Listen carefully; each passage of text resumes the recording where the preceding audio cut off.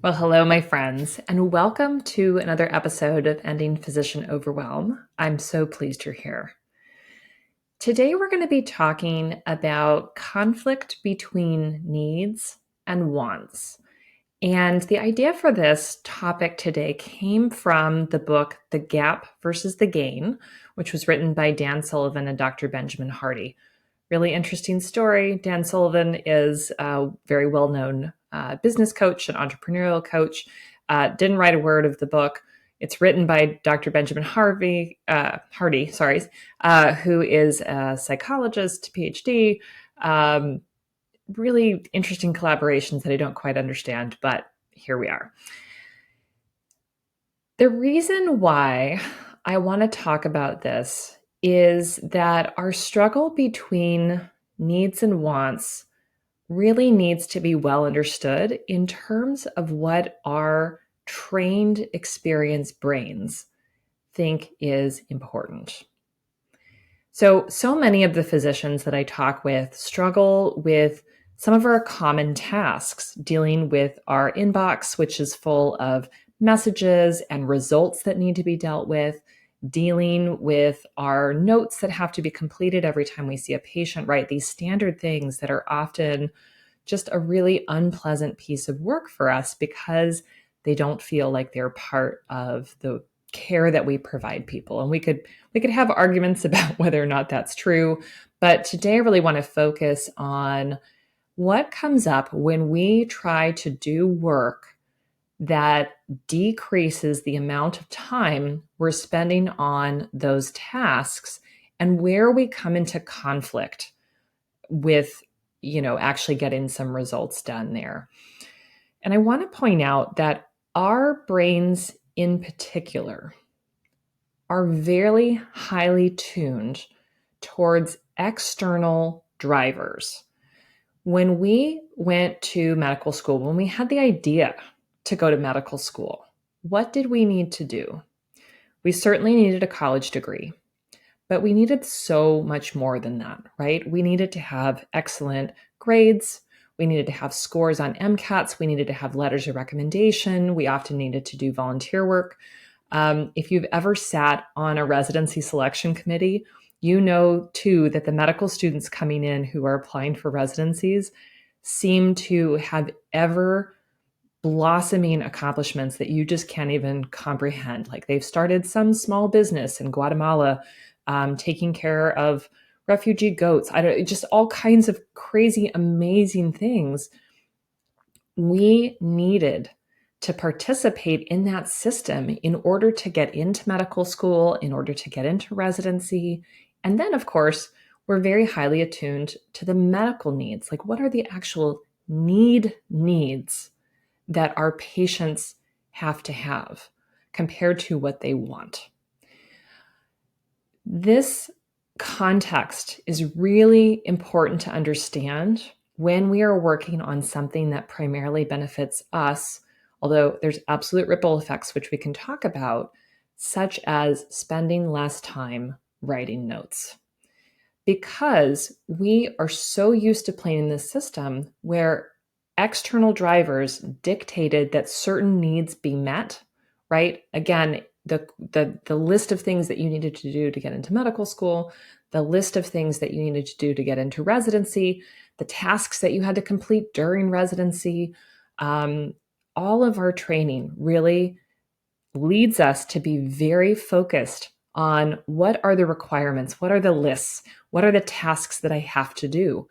As we become attendings, right, there are other tasks that we have to do. We do have to write a note every time we see a patient and close that note, right, and drop a bill.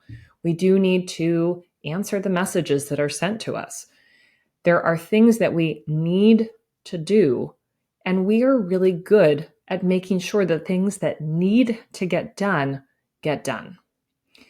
If your pay is dependent on getting notes done and dropping a bill, you are probably better at actually doing that compared to if you are paid on a salary. If you were told that your patient couldn't pick up their medicine at the pharmacy unless you finished your note, I bet you your note would be done differently. than the way that you're doing, right? We look at those things very differently. So if that's the context, then I want you to appreciate that things like finishing your note and finishing your note times whatever number of patients you see per day, you have a desire, you have a want, you have an internal motivation to make that easier, to make it faster, to make it simpler in some way. But that want, that desire is competing directly against your need to meet other people's needs, which you are very highly trained to do.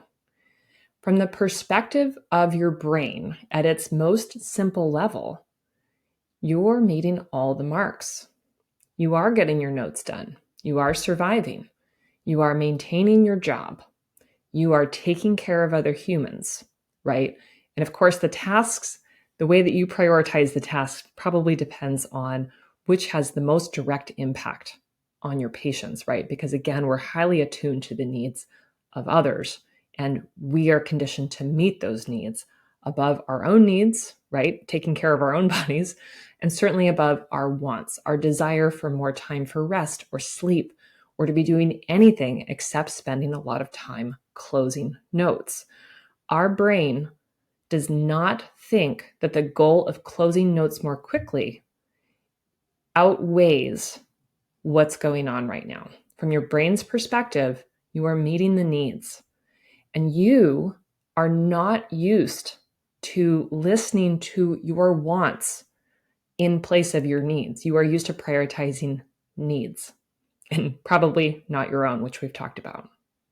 So I want us to appreciate this context because when people are looking for help in terms of getting their notes done more quickly, there are several places where they commonly look, right? If you work on Epic, right, we all know that we have Epic chair sides or these Epic efficiency classes that we can take. There are coaches who do work specifically on helping physicians to get their notes done more quickly, right? There are lectures that you can go to. There are professional groups that talk about it. There are lots of resources that are out there talking about the nuts and bolts of getting your note done more quickly. There are live human scribes and AI scribes. There are lots of tools out there. And we also have our own brain that is struggling to think that the want of getting our note done more quickly could in any way supersede the needs of moving along, seeing the patients, cramming more patients in if you get double and triple booked, right?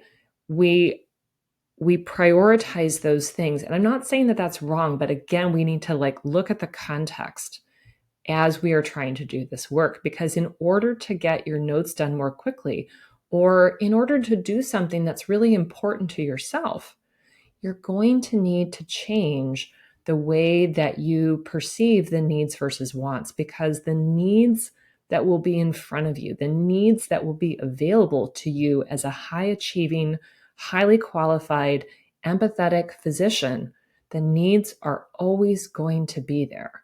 And they're always going to outweigh unless you choose to start tapping into the wants or taking care of your own physical needs or emotional needs, right? Which, again, we've talked about many times on the program. So how do we do this?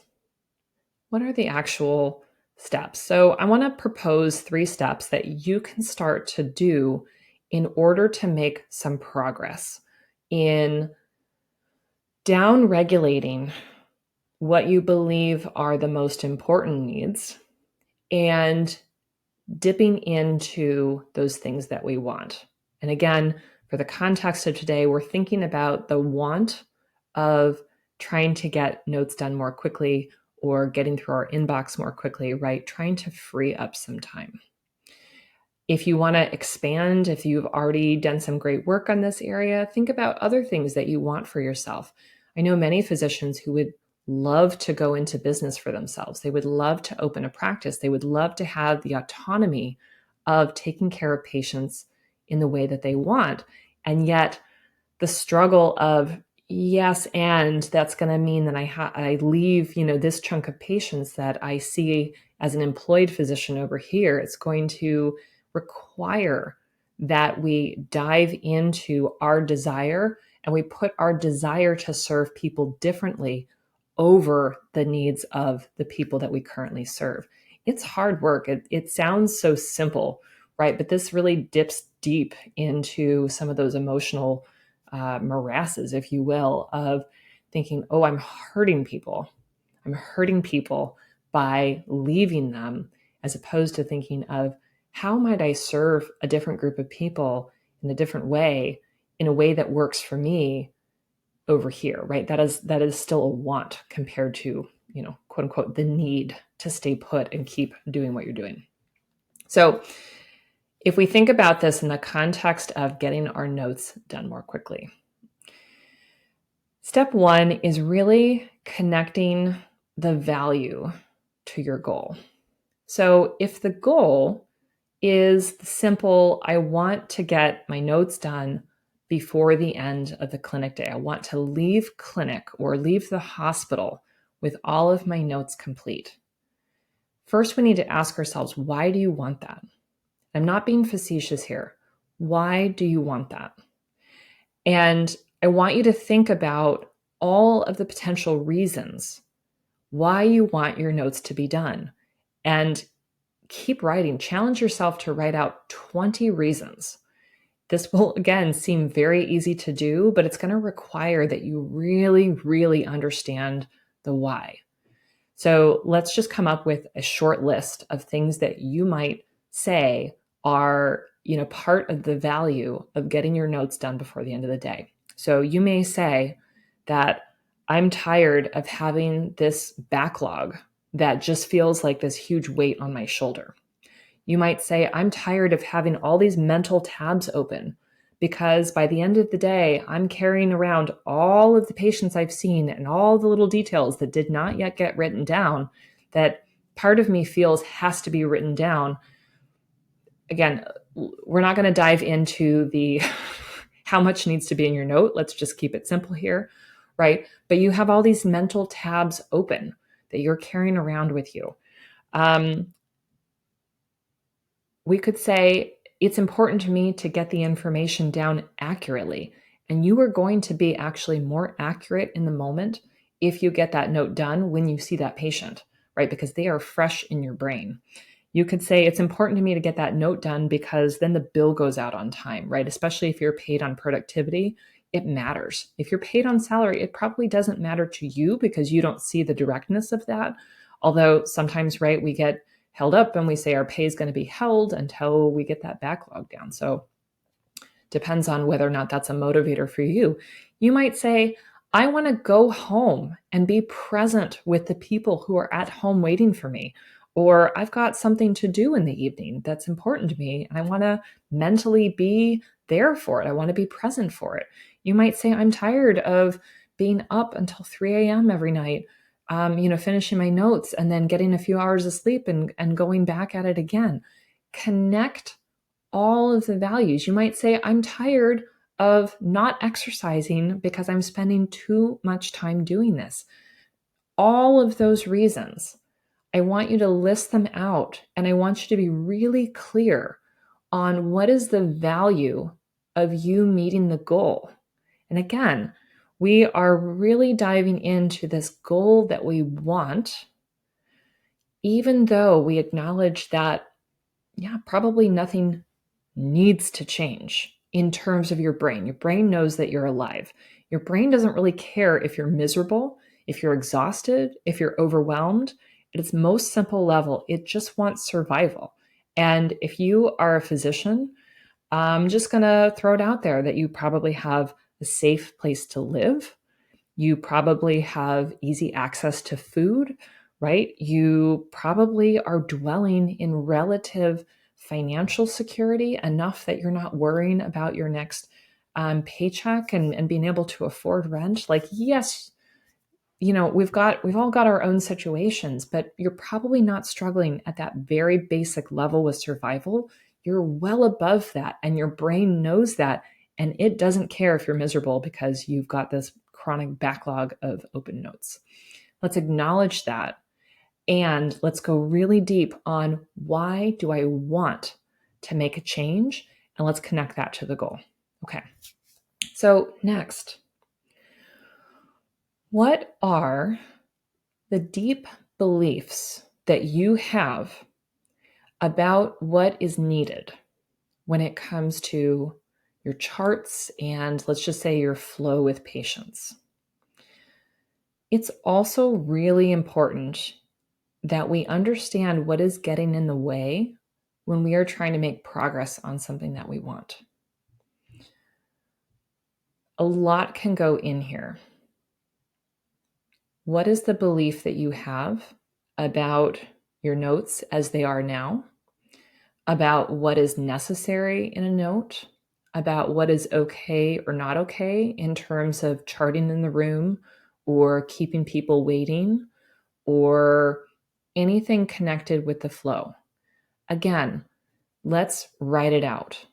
Let's make up a list and keep going until your brain is really, truly empty. What are the beliefs and how do they get in the way? When you think about wanting to get your note done more quickly, but you realize that you're struggling because you always had the best examples of notes amongst your residency crew, right? You were always held up as someone who wrote these beautiful, thorough, complex notes that were 100% defensible.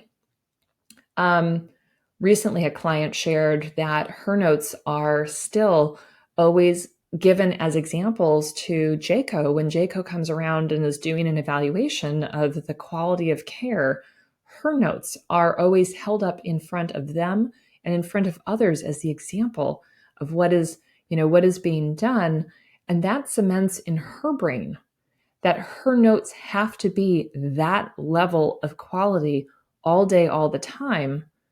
And yet, when we are doing that, if we have 20, 30 notes to do a day, whatever that number is for you, you are going to drown because that's simply undoable. And so we need to really understand what is getting in the way. What are all the things? And there might be some external things on the list, right? That you have a really clunky EMR, that I don't know, the patients are very complex or, speak a different language. There may be some of those elements that are in there, but I really want you to focus most of your attention on the beliefs that you have about what is necessary, and throw in the fears too. Perhaps you believe that if your note has any typos or mistakes in it, that you're going to be sued. Perhaps you believe that your note is the way that you convey the quality of your care 100% of the time. You believe that patients won't respect you or colleagues or staff won't respect you if your notes are not pristine and beautiful. That sounds a little silly, but many of us are used to having been praised for writing really excellent notes. And we internalize the praise as that's a sign, especially if you spend a long time on it, that's a sign that I need to spend this much time and produce this quality of note every single time. And that may not be feasible for your setting. What are the beliefs? What are the things that are getting in the way when you've tried to make progress? Be really clear on what's coming up so that you can start to understand where you are and you can be tracking your progress as you go.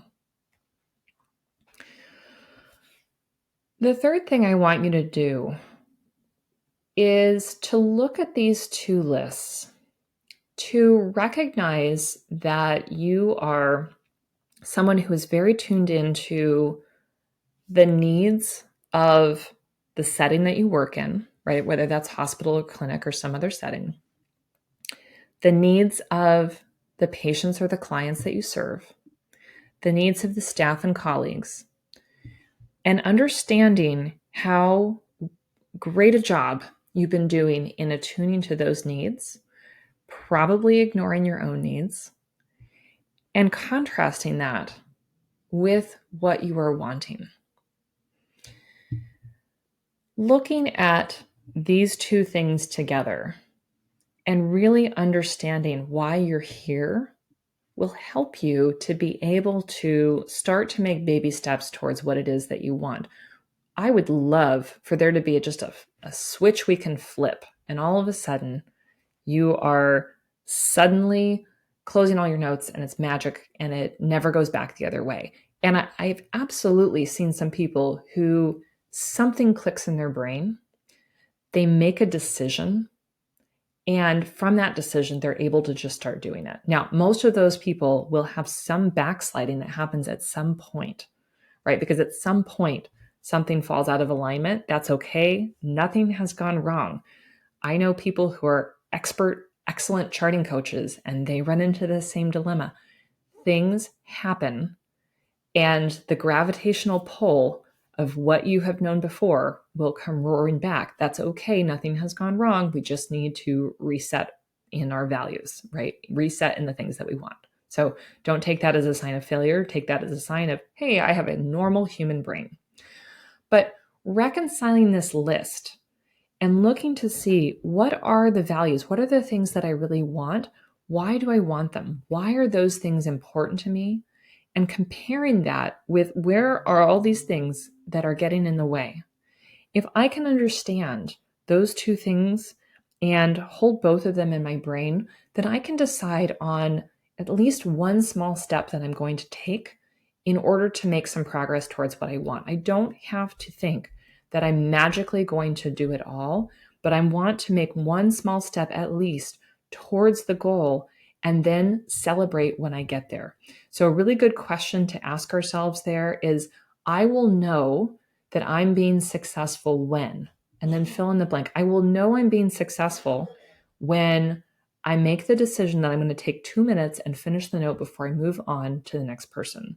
I will be successful when I acknowledge that I don't have an answer for what is going on with this patient, but I'm going to write down my best ideas right now and what I'm going to be doing.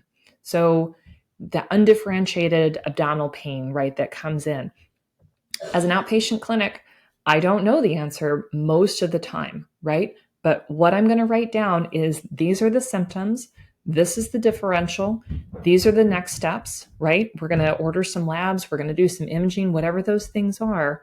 And I've given the patient this information of, like, if X, Y, or Z thing happens, right? If they have fevers and vomiting, they need to go to the ER, right?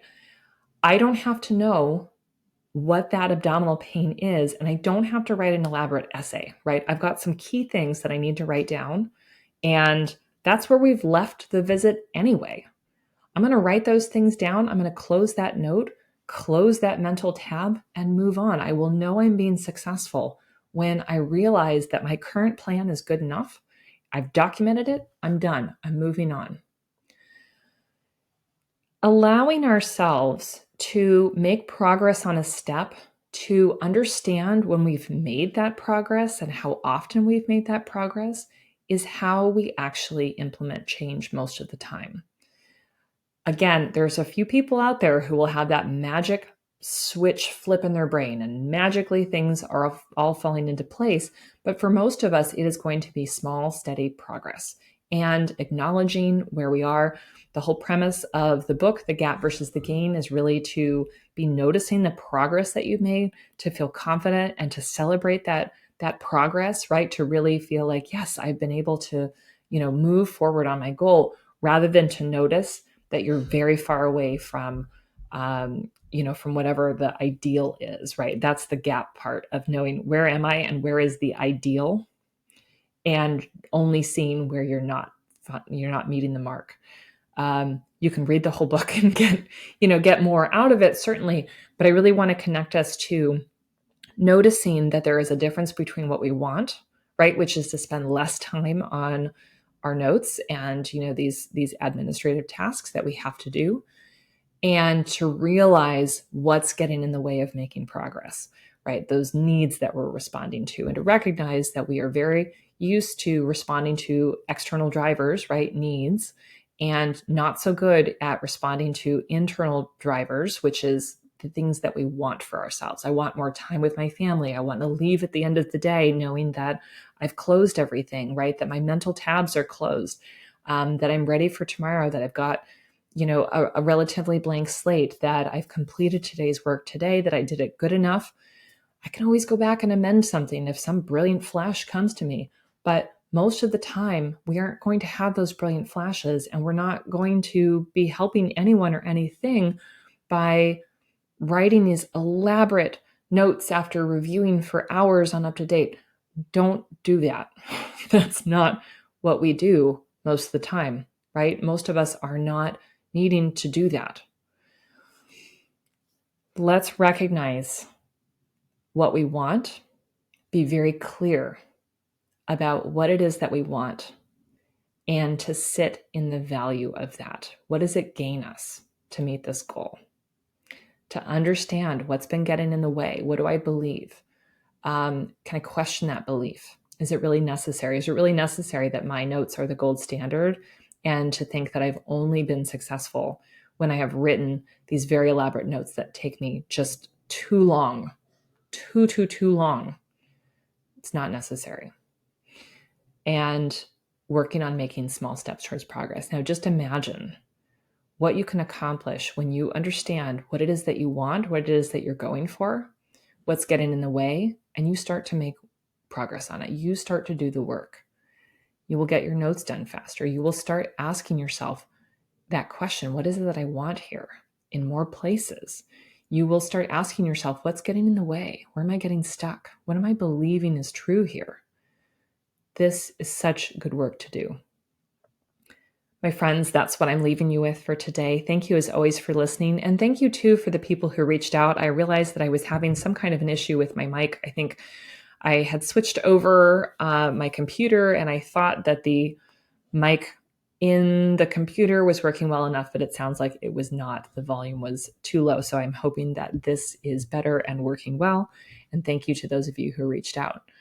If you like what you hear in the podcast, please do me a favor, leave a rating and review. That helps other people to be able to find the podcast, and share it with a friend. All right, my friends, until next week. Bye-bye.